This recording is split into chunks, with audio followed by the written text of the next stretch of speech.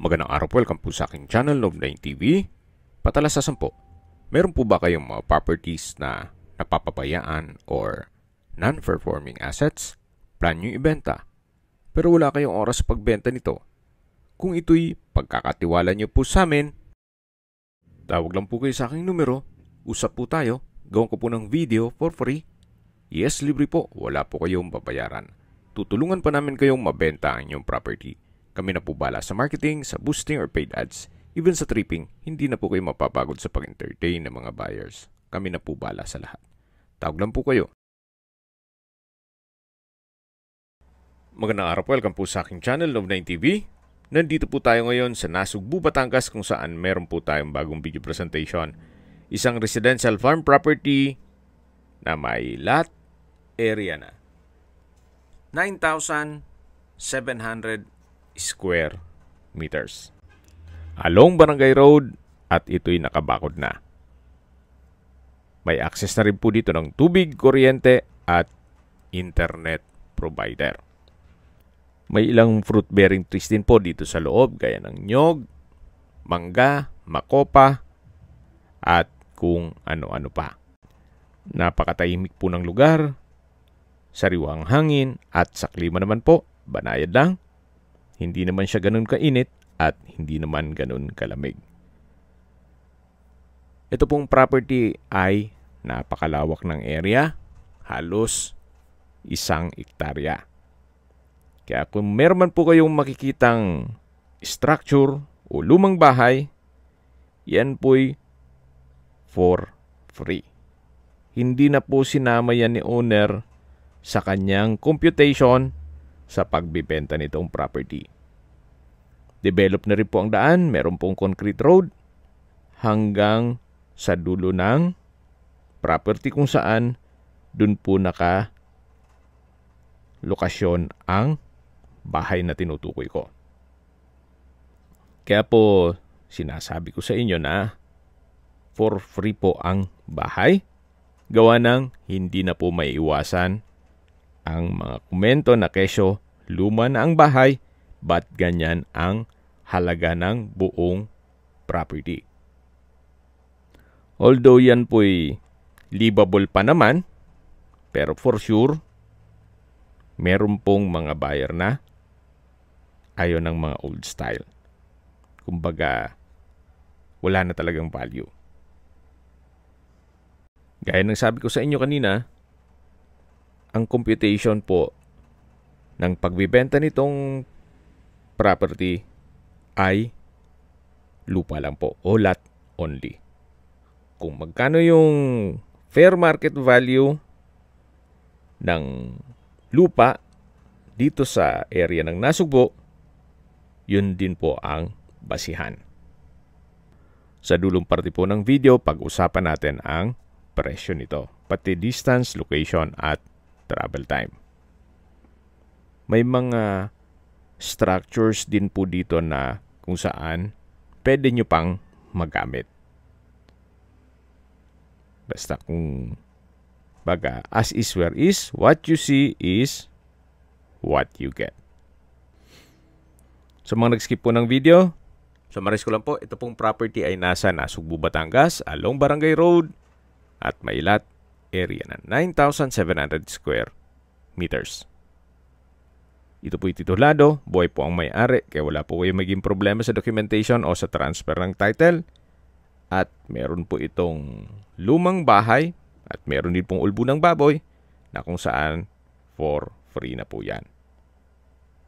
Si owner is selling this property as lot only. So hanggang dyan po ang property at pag-usapan natin ang distance, location at travel time. Mula po sa Provincial Highway o Tagaytay-Nasugbu Highway, ang distance is 4.1 kilometers at ang travel time is 7 minutes. Mula naman po sa bayan mismo ng Nasugbu kung saan kumpleto na po doon gaya ng public market, groceries, convenience store, remittance center, banks, schools, church at hospital, even beach resorts. Ang distance is 10.2 kilometers at ang travel time is 18 minutes.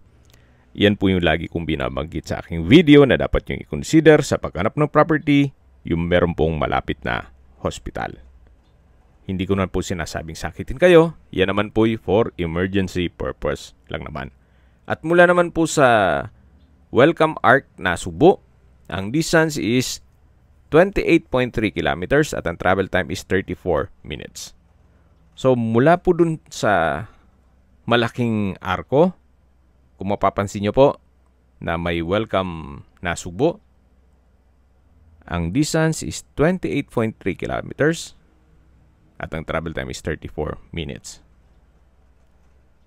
Then mula naman po sa Twin Lakes, ang distance is 32.5 kilometers at the travel time is 40 minutes. At mula naman po sa Tagaytay Rotonda, ang distance is 41.4 kilometers at ang travel time is 1 hour and 10 minutes. Mula naman po sa Calax, Silang Interchange, ang distance is 62.5 kilometers at ang travel time is 1 hour and 20 minutes. Ang Calax po ay connecting South Luzon Expressway, Skyway, all the way to North Luzon Expressway at ibang parte ng Metro Manila. Mula naman po sa Manila o sa airport, ang distance is 108.9 kilometers at ang travel time is 2 hours and 23 minutes. Okay, sa presyo na po tayo. Binibenta po ito ni owner sa halagang 25 million pesos. Tama po, narinig nyo. Malaki po ang lote. Kaya po nang sabi ko sa inyo, i-disregard nyo yung old structure. Itong lot area o kung gaano kalaki ang lupa ang basehan ng presyo. Pero para sa akin, sa halos 1 hektarya na lupa na nakabakod na at along Barangay Road, titulado, meron na ring lumang bahay, pwede na rin po. Pag-isipan nyo po itong property na to. Medyo good deal na rin po. Kung may mga katanungan po kayo, tawag lang po kayo sa aking numero. At sa mga kababayan naman natin na sa ibang bansa, meron po akong WhatsApp, Viber at Telegram. Same number lang po, 0917-316-3399. Sa mga nagtatanong naman po ng aming Facebook, meron po aming Facebook page na Nov9TV at Facebook Real Video. Meron din pong TikTok at Instagram.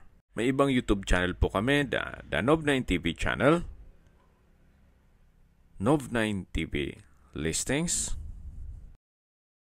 Nov9TV On The Spot, Nov9TV Updates, at Nov9TV House Rental.